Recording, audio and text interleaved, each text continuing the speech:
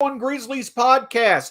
While there are many different takeaways to talk about from the Grizzlies' postseason performance in 2022, one of the most fun narratives is the fact that Desmond Bane used the playoffs to put together perhaps one of the most impressive shooting campaigns in league history. Plus, areas of optimism and opportunity for growth when it comes to the shot distribution for the Grizzlies for the playoffs.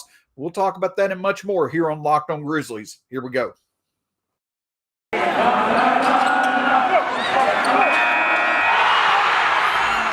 Locked On Grizzlies, your daily Memphis Grizzlies podcast. Part of the Locked On Podcast Network, your team every day.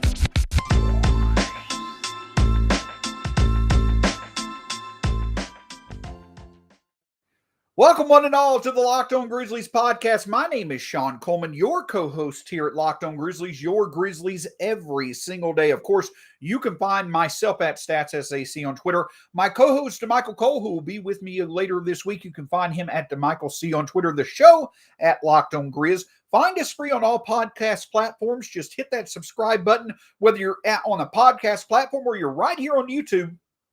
Hit that subscribe button as well. Lets us know you enjoy the show. Lets others find the show. Just makes the show experience the best it can be for everybody involved. Again, Shawn Coleman here, credentialed media member with the Grizzlies. Have been covering the Grizzlies for over 4 years over at Grizzly Bear Blues, and your co-host here at Locked On Grizzlies, your Grizzlies every single day. Before we continue with the show, do want to send a special shout out to a few friends of the show, frequent guests Joe Mullinax and Parker Fleming. Joe Mullinax has had an incredible run as site manager over at Grizzly Bear Blues, but yesterday was his last day as site manager as he's moving on to bigger and better things, I imagine, for him and his family. And of course, that means that the new site manager over at Grizzly Bear Blues is Parker Fleming. There's no one more deserving than Parker to take over the role, and Joe has been incredible in his run. Both have been huge supporters for me during my time growing and my coverage of the Grizzlies, and both are two individuals that I'm very happy to call good friends. So a special shout out to Joe Mullinax on an incredible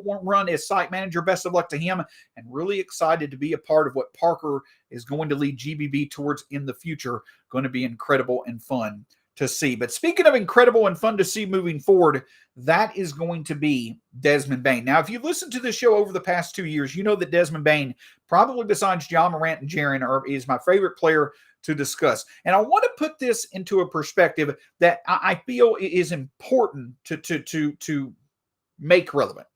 I talk about Desmond Bane. A big reason why I talk about him is because if there's the one thing that this Grizzlies franchise has needed, besides Ja Morant being the superstar that they've never had before Ja arrived, it's having an elite shooter. But I want to make it clear, Desmond Bane is just not your run-of-the-mill elite shooter who had a unsustainable second year in the NBA when it came to his shooting success. Desmond Bane is not someone who we should celebrate his shooting because we've never really had someone to the level perform that he did this year. Desmond Bane should be celebrated as a shooter because when you consider his age, it was his second year in the league, and when you consider the volume of the shots that he took from three, but as well as the consistency of the quality of the shot that he performed at, this arguably has been, he arguably is put together, when you put together the regular season and the postseason, Desmond Bane arguably has put together one of the most impressive shooting seasons in NBA history. Overall, Desmond Bane made 271 threes this year between the regular season and the postseason. 44.2% of his three-point attempts went in. Consider this. There have been 13 times in NBA history when a player has made 225 or more threes and made those threes at a 43% or better clip. Desmond Bane did that in the regular season this year. There have been 21 times where an NBA player made 40 or more threes at a 43% or better clip in a single postseason run. Desmond Bane did that this year. So he's both part of elite company during the regular season and the postseason. But of those 13 times that Desmond Bane did what he did during the regular season, and of the 21 times players have done what Desmond Bane did during the postseason, Desmond Bane is the only one who has done it within the same season. Desmond Bane legitimately produced a historic shooting performance both in the regular season and the postseason this year. There probably is no better evidence that Desmond Bane, no matter the stage that he's on, no matter how big of a spotlight he's in, no matter how important of a game it is, no matter how important it is for him to rise to the occasion, Desmond Bane consistently performed at a needed elite level for the Grizzlies to be where they got this year. That's how impressive and special his shooting campaign has been. And it's not like he went off at home. Desmond Bane put together potentially one of the very best seasons we've ever seen from a shooter on the road. During the regular season, Desmond Bane made 131 threes. His 47.6% three-point percentage on the road was the second highest in NBA history for any player that made 100 or more threes on the road during the regular season. Only Joe Ingles had a higher three-point percentage than Desmond Bane this year when it came to hitting threes on the road. Well, that was during the regular season. What did Desmond Bane do during the postseason?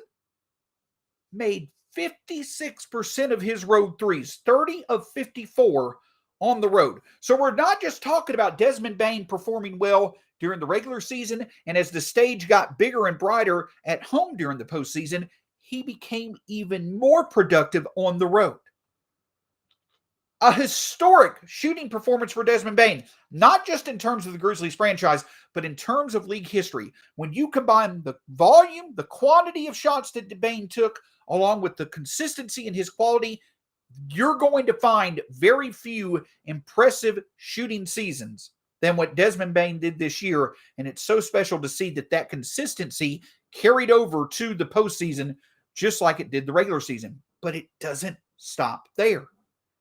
The other thing that stands out is that Desmond Bane is not just sitting here being a spot-up shooter hitting threes. He consistently, at times, carried the Grizzlies' offense against Minnesota. When John Morant was less than 100% and Minnesota was doing a good job of defending him, keeping him from scoring, making him more of a distributor than a scorer, it was Desmond Bane who stood up in the spotlight and stood out. 26 points in Game 3, 34 in Game 4, 25 in Game 5, 26 in Game 6 against the Timberwolves. And of course, he ran into a bit of unfortunate injury luck in the first part of the Golden State series, but then in Game 5 and Game 6, he made 8 threes on 13 attempts and scored 21 points and 25 points. Desmond Bane, again in the playoffs, proved he's more than just a shooter. Though he's historic in that aspect of his game, he's much more than that. He's a complete scorer and a great compliment to John Morant. So one of the biggest narratives to take away from this postseason for the Grizzlies is the fact that there is no stage, there is no spotlight too bright for Desmond Bane. He can step up and star to help this Grizzlies offense get to the level that it needs to get. And as we've talked about, just as much as the regular season showed that John Morant and Desmond Bane can be one of the best backcourts in the league, and that is a very, very important combination for a team to have to be successful in today's NBA. They can remain one of the best backcourts in the league in the postseason. And they can complement each other so well with Ja's ability to get into the lane and Dez shooting like he did during the postseason. And this is exactly what you need to happen. This is the exact development that you need. Just as important as Jaren becoming a Defensive Player of the Year candidate, just as important as Ja ascending to an All-NBA level player, Bane's development is just as important as the development of Ja and Jaren when it comes to developing a championship core. This is a championship level backcourt. Ja and Bane have the potential to be a championship level backcourt, just like you saw or you've seen Chris Middleton, his development be so key in supporting Giannis to make Milwaukee a title contender and eventually have them win a title. It's that level when it comes to Bane's development supporting Ja. I'm not saying it's going to lead to a championship, but I'm saying that it's essential for the Grizzlies to be able to truly be a championship type contender for multiple years into the future. So one of the biggest takeaways and one of the most important takeaways from the future, from the regular season and postseason, is the development of Desmond Bane. The consistency of his shot, but also the consistency of his scoring ability. And let's not ignore the fact that the improvements that we saw in the playmaking from Desmond Bane towards the end of the regular season, they translated to the playoffs. 26 assists to 16 turnovers. You certainly wish for a bit more passing from Desmond Bane, but at the end of the day, he was asked to score more than he usually did with the limitations Ja had in the first series, and then also, of course, Ja being out for half of the second series. A very impressive playoffs from Desmond Bane show he's a star in the making, and his development for him is just as important to the Grizzlies' future as John Jaren's has been this year. And of course, Desmond Bane's production also led to the Grizzlies doing a bit better than expected when it comes to shooting threes in the playoffs. We'll discuss that in just a moment. Before we do, I want to talk with you a bit about Prize Picks. Now, I've just talked about Desmond Bane as much as I can and as impressive as his performance in. So when it comes to Prize Picks, there may not be many better bets when it comes to prop bets through Prize Picks than betting on Desmond Bane making a bunch of threes when it comes to a game. But Prize Picks is so awesome because it's easy to use. You pick 2 to 5 players and an over-under on their projections, and you can win up to 10 times on any entry, and it's just you versus the projected numbers. And Prize Picks doesn't offer just this for the NBA. They have options on college basketball, college football, NFL, MLB, soccer, MMA, and more. Whatever sport is in season, Prize Picks has got you taken care of. For a limited time, Prize Picks has an exclusive no-brainer of an offer for all of our users. And users get $50 for free if a player in your first Prize Picks entry scores a single point. But you must use the promo code NBA. That's right. This is an exclusive offer available to Locked On fans. Sign up today and use the promo code NBA 50% for free if a player in your first Prize Pick entry scores a single point. Well, I can tell you another thing that really would make your day great besides checking out Prize Picks is something that we frequently talk about, but because it's such an awesome part of your day once you add it, and that's Built Bar. Have it in the morning for breakfast, have it in the afternoon as a snack. You've got Built Bars, you've got Built Puffs, over 18 different flavors to choose from. And if you go to Built.com right now, you put in the promo code LOCKED15, you'll be able to get 15% off your order from Built Bar. And as my co-host mentioned, have it late at night. It's a great, tasty snack that also offers energy as well as health benefits. Check out Built.com right now. Choose from over 18 different flavors. Put in the promo code LOCKED15 and get 15% off your next order from Built Bar. No, the Grizzlies season is done, and no, many of us certainly want to talk about as much Grizzlies as we possibly can, but if you're a fan in general of the NBA, it's an exciting week. Tonight is the NBA Draft Lottery, and of course tonight also starts the conference finals. If you want the latest from around the NBA, check out the Locked On NBA podcast as your second listen of the day after Locked On Grizzlies. So, of course, we want to talk about a bit, as special as Desmond Bane was this postseason, it obviously is the entire roster when it comes to their overall ability to shoot that really is going to continue to define offensively just how far this Grizzlies team can go in their eventual pursuit of a championship. And the thing that I can say is this: there actually is encouraging numbers from this playoff stretch that show that the Grizzlies, at least in my opinion, did perform well when it came to their overall ability of shooting from distance. Because going into the playoffs, it was pretty clear. We saw the Jazz do it last year. We've seen many teams do it in playoff situations against this version of the Grizzlies over the past few years. The Grizzlies under Taylor Jenkins are well known as being a team that is going to look to dominate the paint. They're going to look to win the possession battle, get into the paint as much as possible, because that's the style of their best player in John Morant. They're going to crash the offensive boards, and they're going to get in as many paint points as possible to be able to set the tone early and win games. And of course, teams, Minnesota and Golden State obviously in particular, they made it a point to go into the paint and prevent the Grizzlies from overall being able to score at will in the paint. The Timberwolves and Warriors were going to make it clear the Grizzlies were going to have to beat them by shooting the three-pointer well. And guess what?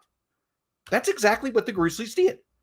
Though overall, at the end of the day, it didn't lead to them being able to beat the Warriors, their ability to shoot the three for the Grizzlies absolutely was one of the biggest factors that allowed for them to at least be in the position, if a few other things would have gone their way, to have beaten the Warriors in the second round of the playoffs. The thing that stands out about the Grizzlies is this, is that going into the playoffs, the Grizzlies were 23rd in the league in three-pointers made per game at 11.5 made threes during the regular season. That is right in line with where the Grizzlies had been over the 2 previous years under Taylor Jenkins. So, for all the strides that we had hoped to talk about for the Grizzlies when it came to three-point shooting, it really wasn't there for much of the first half of the season, which would have covered the first 60 games of the season. But after that, things got a bit more impressive. And a lot of it had to do with Desmond Bane finding his best form of the season, DeAnthony Melton getting hot from 3. But in the second half of the season, for whatever you want to call it, after the All-Star break, basically through the 2 months of mid-February through mid-April, the Grizzlies were 7th after the All-Star break in the NBA when it came to three-point shooting. And that translated to the playoffs. After the Grizzlies averaged 11.5 threes per game, which was 23rd in the league during the regular season, they actually averaged over 13 threes per game in the postseason, which was 5th in three-pointers per made among all NBA teams in the postseason. Among the 16 NBA teams that played a postseason game this year, the Grizzlies averaged the 5th highest amount of three-pointers made per game. But even more importantly, they were 7th in three-point field goal percentage. And what was most impressive about those numbers is that allowed the Grizzlies, who again were 23rd in the regular season in three-pointers made per game, their improvement in the second half of the season, or after the All-Star break during the regular season, that translating to the Grizzlies making over 13 threes per game, shooting nearly 37% for 3 per game in the postseason. It was very much needed because both the Timberwolves and the Golden State Warriors were 2 of the 5 best three-point, or at least 2 of the 5 most productive three-point shooting teams during the regular season this year, and the Grizzlies held their own against both teams. We talked about it, right? In the 4 games versus Minnesota during the regular season, the Grizzlies made 25 less threes than the Timberwolves. In the opening round of this playoffs, the Grizzlies made 9 less threes in game 1. But for the rest of the series, the Grizzlies only made 4 less threes. They were able to close that three-point differential gap. And at the end of the day, they won 4 out of the last 5 games because they did not dig themselves into such a far hole when it came to three-point shooting. And it made all the difference in the world, especially in those fourth quarter comebacks. But then in the second round, the Grizzlies' three-point shooting actually got even better. They actually made more threes and were shot better from 3 than the Golden State Warriors. Now, we'll discuss in a moment why that may have actually played a bit into the Warriors' favor, but it still matters that teams made it clear the Grizzlies were going to have to beat them by shooting the 3 ball consistently. And though the Grizzlies did have some forgettable games from 3 during the playoffs, more often than not, they held their own or exceeded expectations when it came to shooting the 3. And I also want to point out, it wasn't just Desmond Bane who was impressive shooting the 3. Overall, it was the Grizzlies in general. Ja Morant, though he struggled against the Timberwolves as he had done during the regular season, 13 threes in the 3 games that he played against Golden State in the second round. More than impressive for him to average nearly 38 per game against Golden State. But going along with Desmond Bane, you had Jaren Jackson Jr., who shot 37.5% from 3, certainly an improvement from his regular season. You had Tyus Jones, who made 18 threes, 18 of his 45 threes, shooting 40%. Dylan Brooks, again, he wasn't at his best, but when he did accept his role as being a potential three-point outlet, he did great. Game 2 against the Timberwolves, Game 6 against the Timberwolves, Game 6 against the Warriors, he did excellent shooting the 3 at times, and it was needed. So it was a combined team effort that certainly helped this Grizzlies team exceed expectations from 3 and allowed for them to have a successful postseason run. And this is going to be key moving forward. We've seen the fact that Ja can put together stretches where he can shoot better than expected from 3 in the postseason. We know that Desmond Bane is going to fulfill that role as an elite shooter that every championship core needs moving forward. But where is the rest of the support going to come from? If the Grizzlies wind up re-signing Tyus Jones, that will be a huge boost when he's in the game. But the 2 players, one of the biggest narratives that I feel is going to happen and is going to continue to define just how much of a title window the Grizzlies have. Can Jaren Jackson Jr. regain the shooting form from his sophomore season? And can Zaire Williams build off his success from three late into the season and also in the playoffs? The Grizzlies know what they've got in their backcourt. They know that Ja can be hot for stretches at times when he needs to be from three, and that Desmond Bane is one of the top 5 or 10 shooters moving forward in the NBA. If the Grizzlies can get above average production from three from their front court in the form of Zaire Williams and Jaren Jackson Jr., you've now got the three-point shooting depth you need to excel in the playoffs. And this team showed that it can step up and do it when it needs to this postseason. So again, didn't answer all the questions, but the Grizzlies did show that when they had to shift their focus to shooting the three ball more often than they did at times during the regular season, they could hold their own. And that's what led them to the victory in a tough first round matchup against the Timberwolves, and what at least gave them the opportunity to win games consistently against the Golden State Warriors. But while the Grizzlies' production from three was impressive during the playoffs, they may have become a little bit too reliable on shooting the three. And also, they certainly didn't support their efforts when it came to their two-point shooting as well. We'll discuss that in just a moment. Before we do, I want to talk with you a bit about BetOnline.net. Now, the Eastern Conference Finals, the Western Conference Finals are going on. So many different fun things to bet on, whether it be prop bets for Luka, prop bets for Steph, who's going to win what, all this different stuff. But you're not just limited when it comes to your wagering and betting on sports at BetOnline.net to the NBA playoffs. You got the NHL playoffs, MLB, MMA, boxing, soccer, whatever you enjoy. BetOnline.net is the best place for you because it's the fastest and easiest way for you to bet on all the sports you love. You don't want to have to worry about the routine that you go through of betting and wagering on sports. You want to worry about the content of your bets, and BetOnline.net lets you do that. Check out BetOnline.net today. On tomorrow's edition of the Locked On Grizzlies podcast, we'll react to the 2022 NBA Draft Lottery and also continue our discussion of takeaways from the 2022 playoffs from the Grizzlies. What are some needed areas for the Grizzlies to continue to grow in, for them to improve their chances to advance in future playoffs? That and much more on tomorrow's edition of the Locked On Grizzlies podcast. So like I discussed in the second segment, the teams, the Timberwolves and Golden State, and it didn't matter who the Grizzlies were going to play. Teams that the Grizzlies were going to play once the playoffs came to light. Teams were going to focus on shielding off or walling off, whatever have you, the lane, and making it to where the Grizzlies were going to have to produce from distance when it came to their shot for the Grizzlies to be able to win in the playoffs. And the Grizzlies, I think, met the expectations and even exceeded them at times when it came to their overall shooting from beyond the arc and from distance. But the problem is that the Grizzlies sacrificed a bit of consistency when it came to them doing that. Yes, the Grizzlies were going to need to find the opportunity to hit threes on a consistent basis. And for the most part, they did. But I think that at times, the Grizzlies came a bit too reliable on shooting the three. And what happened was that they lost the overall balance that they needed to remain consistent. One of the things that hurt them at times during Golden State was the fact that the Grizzlies in the first half went to, we talked about it in game 3, though it probably wouldn't matter, but the Grizzlies went like 9 minutes scoring only like 2 or 3 points.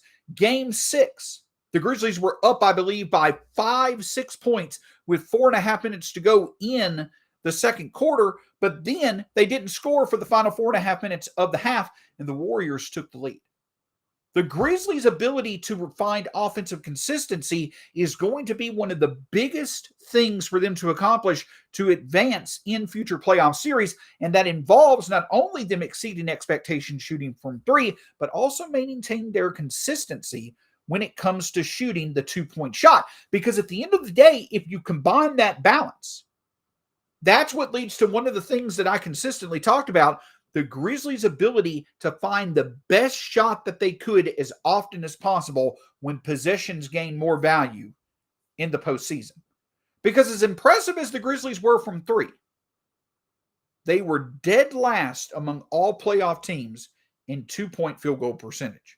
One of the biggest reasons why the Golden State Warriors were able to defeat the Grizzlies through at least the first 5 games of the series in which they went up 3-2, the Golden State Warriors absolutely destroyed the Grizzlies when it came to two-point production.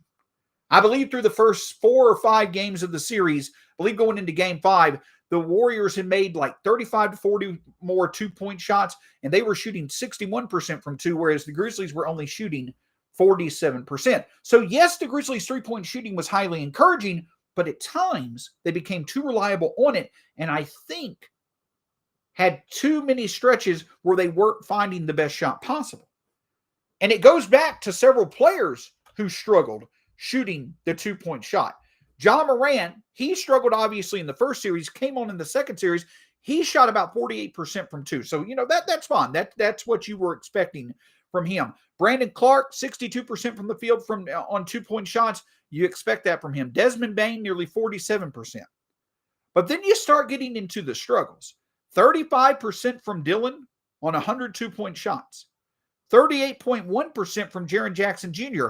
That's certainly not something that you want to see from the highest ceiling big that you have on the court. You certainly need for Jaren to shoot better than 38% from two.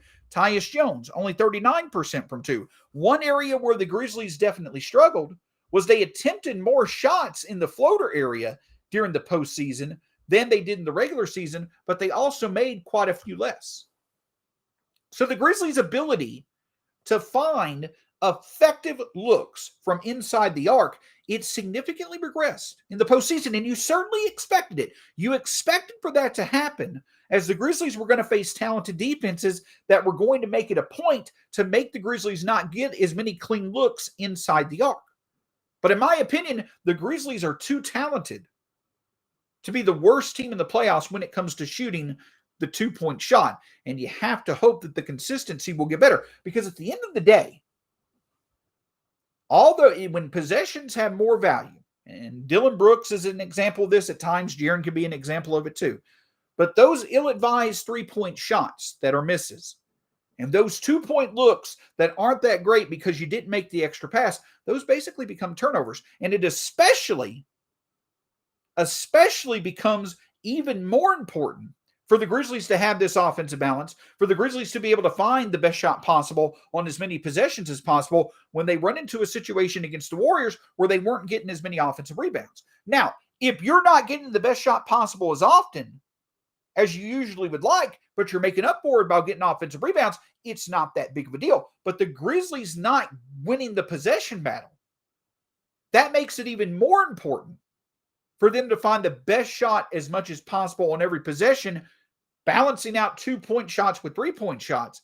And when they're not doing it, it gets in the way of the offense being consistent. So overall, the play of Desmond Bane was absolutely incredible. Overall, the Grizzlies exceeded expectations. They showed they could hold their own from three when teams were going to force them to have to be productive from distance to win basketball games in the NBA playoffs. But one thing moving forward that the Grizzlies are going to have to put emphasis on is continuing to move the basketball and continuing to try to find the best shot possible as often as possible. Making the extra pass, moving off the ball, schemes that allow for off-ball screening to get players open. All those things matter. The Grizzlies are going to have to do a better job of maintaining their consistency throughout all parts of the game so they don't run into those cold stretches that played a big part in them not being able to capitalize when they had a few games that they could have won during the series against the Warriors. So overall on offense, I don't think there's anything to hang your head about. The Grizzlies exceeded expectations when it came to shooting the three. You have to love the outstanding performances at times of Brandon Clark and Tyus, obviously Ja and Bane, the flashes that Jaren Jackson showed as well. Zaire Williams on a couple occasions stepping up. Overall offensively, the Grizzlies should be pleased with how they performed, getting their first NBA playoff series win with this new generation of Grizzlies, but also how many times they look like they could close the deal against the Warriors. The Grizzlies should be satisfied with how they performed on offense, but getting better shot selection, finding the best shot possible as much as possible, and from that, consistency, those are areas for the Grizzlies to grow, and they have plenty of evidence that they have what they need to be able to improve upon that, as it's going to be essential for them to move on in future playoffs. This is why we love doing Locked On Grizzlies on a daily basis. We can look at the playoffs, though we certainly would love to be talking about the Grizzlies still playing basketball. It's a lot of fun looking at how special this season is from a variety of different lenses, how it's fine to have optimism and celebrate what was done, but also look at where things can improve to make other seasons be even more special moving forward. Thanks so much for joining this edition of the Locked On Grizzlies podcast. My name's Shawn Coleman. You can find me at StatsSAC on Twitter. DeMichael Cole will be back with me later on this week. You can find him at DeMichaelC on Twitter as well. The show at Locked On Grizz, free on all podcast platforms, and subscribe right here on YouTube. Until next time, have a great day. We'll talk to you again soon here on the